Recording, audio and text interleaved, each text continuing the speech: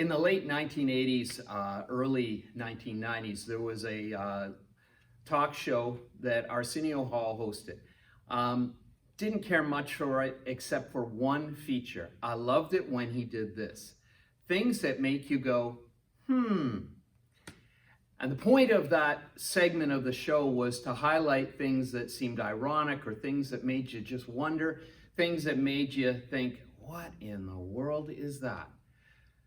2020 has given you a lot of moments such as that. Things and situations, circumstances where we've sat there and went, what do you do with that? In fact, so much so that some are wondering, and I've heard this expressed time and again, what has been the point of this year? Can we just turn the page and get on to 2021? What I've been hearing a lot are things, why can't things go back to normal? And why can't they be like they used to be? And when can we get back to one thing or another? And the problem with that, I think, is that it causes us to sort of write this year off and to get to a place where we think, what do we even do with this year? What's the point? The problem with that kind of thinking is that it makes it as though there's nothing to be gained in the here and now. But here's the thing. Our hours still have 60 minutes. Our days still have 24 hours. Our weeks, you get the point. When Moses was writing Psalm 90, I love verse 12 when I get to that point. It says, teach us to number our days right.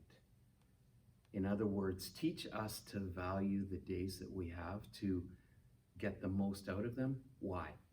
So that we may gain a heart of wisdom. Moses had a few years where he might have wondered if they were write-offs. He ran away from Egypt and spent 40 years as a shepherd in the desert.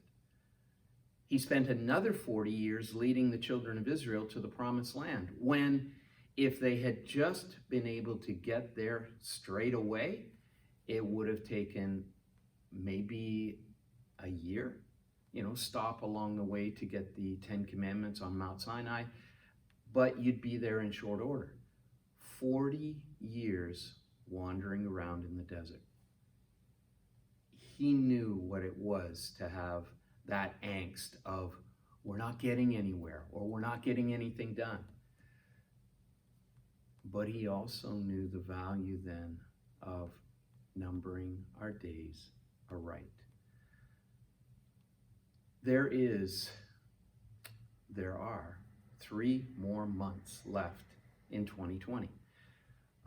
Presumably, this pandemic is going to go on for a little while yet. The issue is, what are we going to do with the moments we have? And what can we do with these times? God is a creative God. Creation speaks to that.